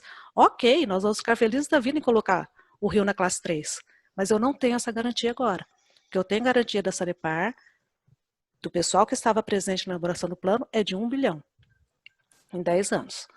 Então, 10 anos a partir de agora, né? Porque isso aí foi feito realmente em 2014, 2015. Então, assim, é só para esclarecer que eu acho que os comitês estão buscando os seus caminhos e ninguém quer degradar o ambiente. Ninguém. Ninguém está há 25 anos trabalhando com gestão de recursos hídricos querendo degradar o ambiente, né? E eu estou falando do meu caso. E, por exemplo, em Curitiba, eu acho que foi em Curitiba, um dos comitês propôs mudar a vazão de referência, né? Mudou o critério de outorga, porque o comitê pode fazer isso. E um dos comitês mudou o critério de outorga, gente. Então, assim, eu não critico esse comitê, porque eu acho que os comitês estão procurando meios de elaborar os seus planos, de fazer os seus enquadramentos da forma como acha que deve ser feito. Então, assim, eu não quis mudar o critério de outorga no nosso comitê, porque é o critério de outorga que o IAT usa, que o Tiago que está ali presente usa. Então, né, se eu não for mudar um critério de outorga, e se eu não tenho dinheiro para enquadrar na classe 3, nesse momento, não tenho garantia nenhuma, eu vou enquadrar na 4, vou usar o degrau que o Luciano falou, para melhorar na revisão do plano que está às portas, né, porque 10 anos passa assim. Então, assim, na revisão do plano já tem a sugestão do Herman, e esse enquadramento de classe 3 necessário eliminar as classes 4, na revisão do plano a gente espera ter conseguido cumprir as metas desse plano. Então a gente espera conseguir os 200 milhões que estão faltando para cumprir as metas desse plano e espera avançar na discussão na revisão do plano para a gente conseguir enquadrar mais trechos de rio na classe 3. Então eu só queria deixar bem claro que os caminhos que os comitês estão buscando são caminhos corretos, são caminhos que as pessoas estão tentando fazer o seu melhor, são caminhos que não ferem a legislação vigente, né? E ninguém está ganhando nada por fora com isso, pelo contrário, a gente trabalha de graça para tentar melhorar o local onde a gente vive, né? Então eu espero que o nosso comitê encontre esse caminho e que a gente consiga cumprir essas metas para, no próxima revisão, a gente avançar para a classe 3 e quem sabe, né, Josete, a gente consiga viver para ver o nosso sonho de ver esses rios enquadrados na 2, né? 25 anos aí tentando, vamos ver se a gente consegue, no fim da nossa vida aí, daqui a uns 20, 25 anos, a gente consiga ver esses rios enquadrados na classe 2, que é o sonho da Surema e é o nosso sonho desde que a gente começou a trabalhar com isso. É só isso, Bruno, obrigado. Obrigado, Cris, pela manifestação, por trazer o histórico aí das discussões, né? Você que esteve à frente disso desde o início. Tem uma questão aqui colocada pelo Lauro, não sei se o Lauro quer se manifestar ou quer que eu leia aqui.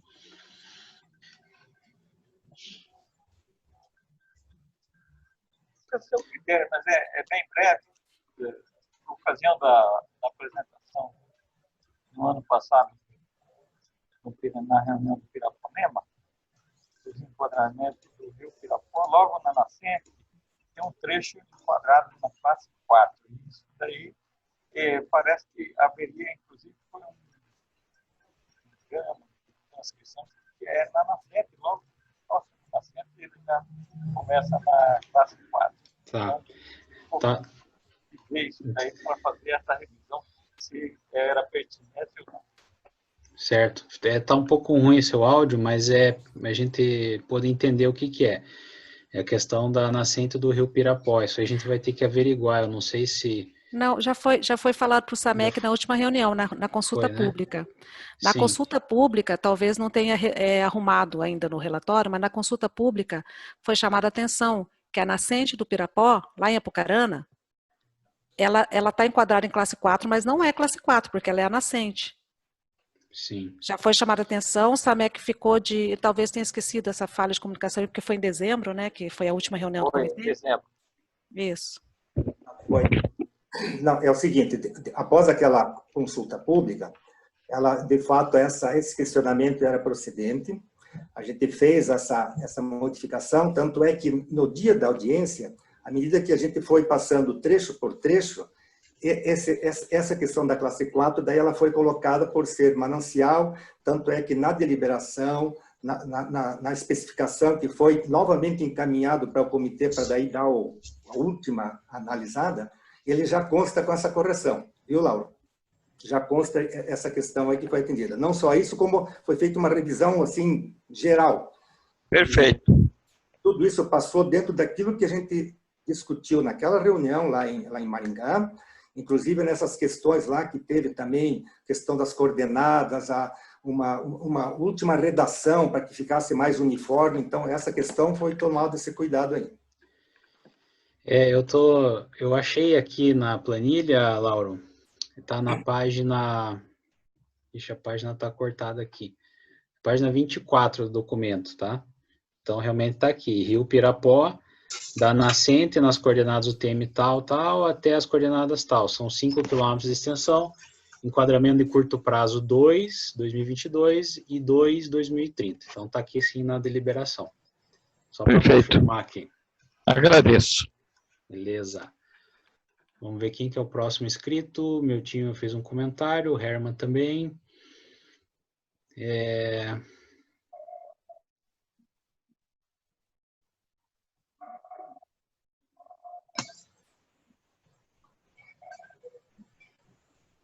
O José também fez mais um comentário sobre a questão dos cenários. Aida. Bom, Aida, acho que quer se manifestar então, Aida, por favor. Eu quero dizer uma coisa que eu acho importante. Quando a gente fizer a revisão do plano, quando o comitê providenciar a revisão do plano, nós podemos pensar numa vazão de referência para o enquadramento sazonal. Isso é uma estratégia que dá para usar, fica muito bacana, porque os cursos d'água, numa bacia onde chove, né, não é como no semiárido, que eles não têm vazão, eles têm menos ou mais vazão, dependendo do período do ano. E a gente pode usar essa estratégia, vamos dizer, para flexibilizar um pouco, não para, vamos dizer, para abandonar as premissas de manter uma boa qualidade, mas para flexibilizar um pouco durante o período chuvoso, porque a gente pode trabalhar não talvez mais com a vazão de referência de estiagem, mas com outra vazão, uma Q90, uma vazão um pouco maior. Isso é uma possibilidade que existe, que o comitê pode pensar na revisão do plano para inserir esse pressuposto. E eu queria fazer uma pergunta para a Cris, que ela falou que foi mudada a vazão de referência para a outorga por um outro comitê. Eu gostaria de saber que vazão foi que eles adotaram. Curiosidade. Ô, Aida, eu não vou lembrar assim... Eu sei que eles usaram várias curvas de permanência de vazão e foram adotando por trecho. Então, os rios eles não tinham uma única vazão de referência para todos. Elas iam mudando. Só que aí eu posso te mandar o arquivo do Simpósio Brasileiro de Recursos Hídricos do ano passado. Foi o Cristóvão junto com a Camila que apresentaram esse artigo. Tá? Mas assim, o que eu entendi do artigo que eu me lembro, são várias curvas de permanência, assim, uma para cada rio, né? E aí vai mudando conforme a disponibilidade. É mais ou menos o que você está falando, só que continua sendo uma vazão mais baixa. Não a de Q95, mas ainda uma vazão muito baixa.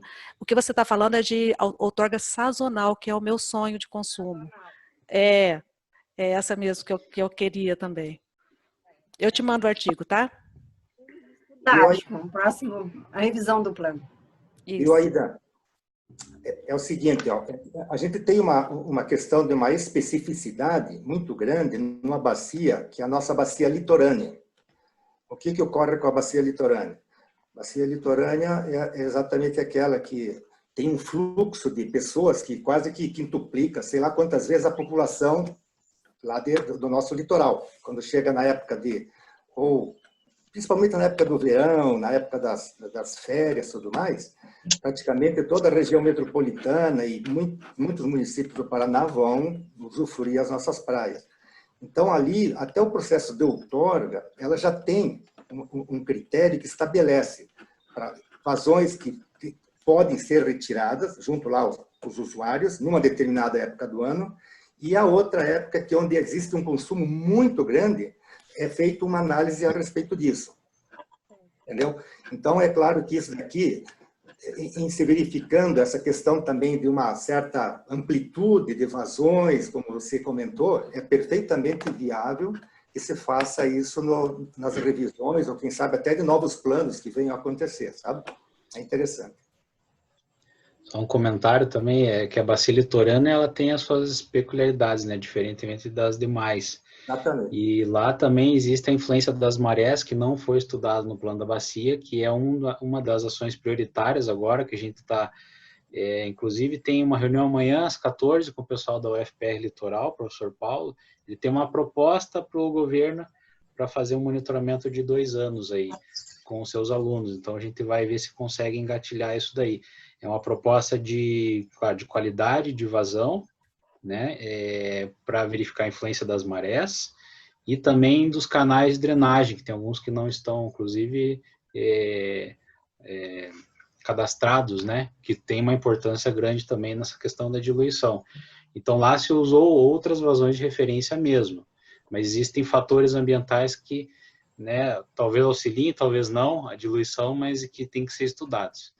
Inclusive, a gente tem que trazer aqui para essa... Tudo bem, a Andréa pediu uma palavra. Por favor, Andréa. Então, como eu sou representante do Comitê do Tibagi, e dentro do Comitê do Tibagi, já aprovado e definido com todos lá que seríamos contra qualquer manifestação com classe 4, nós votamos contra.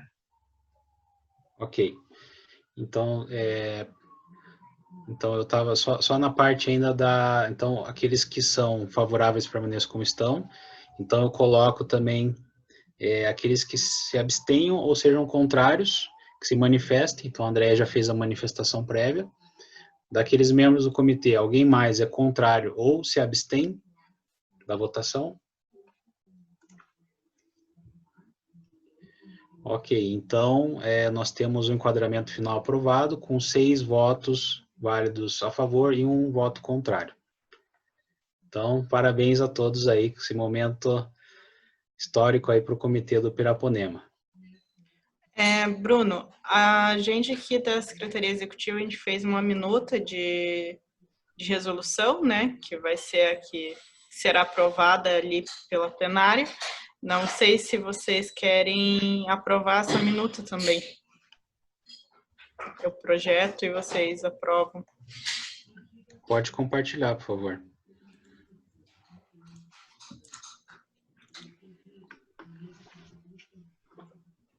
Então, aqui ela segue o mesmo modelo da que foi usada para a bacia litorânea, né? Aqui a gente traz o Comitê da Bacia do Piraponema em classe de acordo com os usos preponderantes. E aqui a gente coloca o número da deliberação, isso que eu vou arrumar, saiu errado. A data de 17 de dezembro está certa, que aprovou a proposta de atualização do enquadramento dos corpos de... Então, a gente pode dizer que a gente olhou e que a gente está de acordo, mas a nossa aprovação não implica que o Conselho vai aprovar a resolução. Seria só a minuta da resolução, na verdade, que a Lariciana ela fez já essa minuta para ser encaminhada à plenária. Eu gostaria de colocar em votação se essa forma que foi colocada... A gente está de acordo com o texto, com a minuta. Mas ela vai ter que voltar para ser aprovada na plenária, né? Isso, é só a minuta, ela vai para o jurídico, daí depois, estando ok, daí vai para a plenária para aprovar a resolução definitiva. A gente não está aprovando a resolução definitiva aqui. Como a gente vai encaminhar todo o processo para o jurídico antes de encaminhar para a plenária, tendo já a minuta, ela meio que diminui o tempo para depois da aprovação da plenária. E daí a gente já pode mandar para publicação.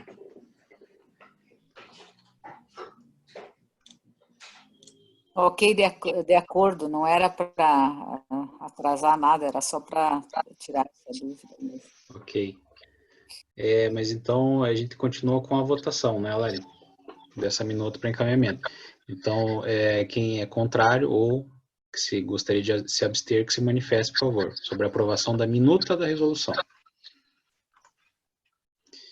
Então, como nova manifestação, ela está aprovada por unanimidade pelos membros da CETINS. Então, nós vencemos a nossa pauta de hoje. Acredito que a gente possa abrir aí para manifestações, assuntos gerais, que alguém queira colocar para discussão. Bruno, eu só queria reforçar um convite que a Cris já pôs ali no chat, não sei se todo mundo viu, que hoje às 17 horas, mas vai ficar gravado no site da BRH Hidro, um webinar bastante interessante sobre crises hídricas com pessoas importantes do país, o pessoal da ANA, o Joaquim Gondim, o Gerson Kellman e o Jorge Werneck. Então, quem puder assistir vai ser bem interessante, das 17 às 18 horas. Ok, obrigado pela informação, Ingrid. O link está ali no chat, pessoal. Opa, então já está lá, ó. Dá para acompanhar pelo YouTube. Muito legal esse pessoal aí que vai estar falando hoje, hein? Mais alguém gostaria de colocar? Acho que só uma questão da Secretaria Executiva, Bruno, até para os membros que estão presentes saber. A resolução da SEMA 44, ela retornou do jurídico, ela veio com várias questões para a gente arrumar. Então, imagino que daqui mais ou menos uma semana a gente tem que convocar já outra reunião da CETINS para conversar sobre ela. Sim. Até prestando contas aqui, o pessoal do comitê também, a gente estava com a pauta dessa CETINS cheia desde o final do ano passado, né? Começo desse ano com a SEMA 44. Então, foram 8 reuniões dessa CETINS durante o primeiro semestre, tá? Então, a gente fez um esforço para finalizar essa pauta para daí iniciar as demais, senão a gente não acaba nada e caminha com tudo ao mesmo tempo.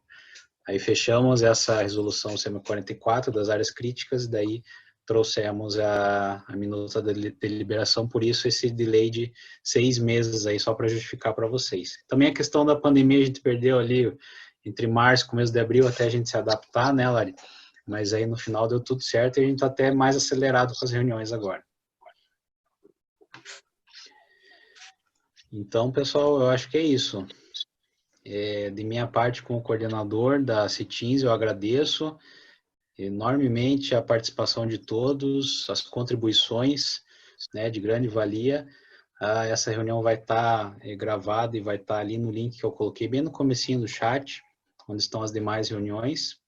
Então, da parte técnica e aqui da coordenação, eu encerro a minha participação e passo a palavra aí para a Lariciane e para o João Batista encerrarem a reunião.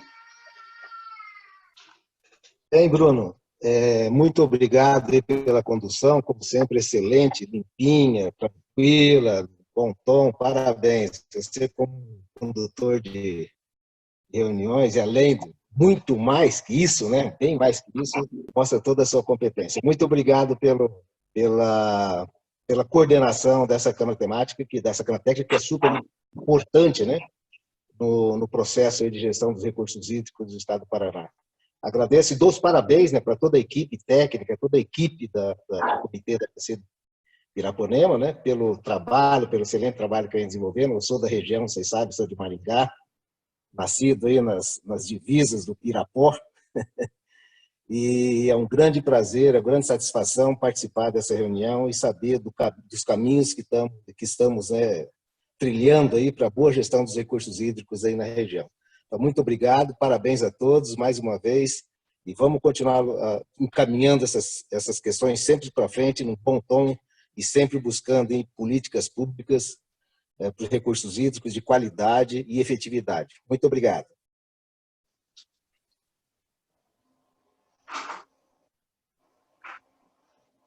Antes de encerrar, dá para tirar uma foto, Bruno? Dá, eu até acho que o Silvio já tirou várias fotos aí, mas não, dá mas para eu tirar quero que o mais pessoal uma. ligue as câmeras, né? Porque só tem o nome das pessoas. Tá, verdade.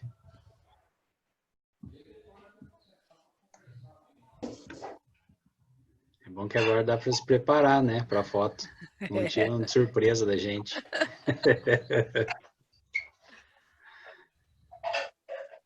Passar perfume.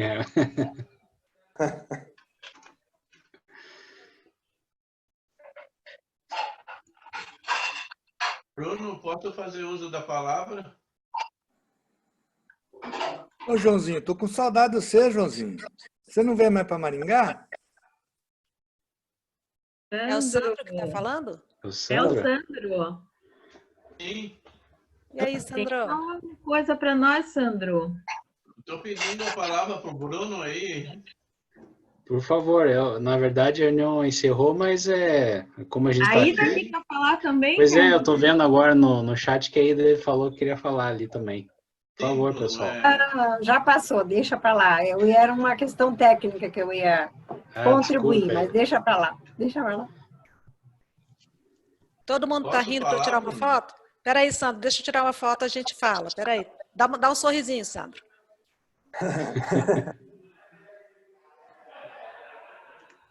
Beleza. Diga lá, Sandro. Não, só quero agradecer o convite, gostei muito de participar da reunião de vocês. As intervenções foram bastante interessantes. Eu vou começar a tratar desse assunto agora no Comitê do Pontal do Paranapanema aqui. Os outros instrumentos de gestão já estão todos em andamento e agora nós vamos começar a tratar esse assunto do reenquadramento, porque todos já estão enquadrados, né, da sua forma como vieram até hoje, e nós vamos começar a pensar como vocês aí, como reenquadrar, se possível, ou eu gostei muito de ter visto na classe 4, vocês têm umas metas para atingir dentro da classe, para diminuir, para melhorar a qualidade do rio. Foi bastante interessante. Eu agradeço o convite e gostaria de participar dessa forma aí, em agradecimento e parabenizar pelo trabalho de vocês. Era só isso, gente. Muito obrigado. Obrigada pela presença, Sandro. Valeu, Sandro. Estão à disposição aí para tirar dúvida também. É isso aí, pessoal. Mais alguém quer tirar foto ou não? Vencemos a foto também? Então tá bom, acho que é isso então, né? Pessoal, vou finalizar a gravação, tá bom?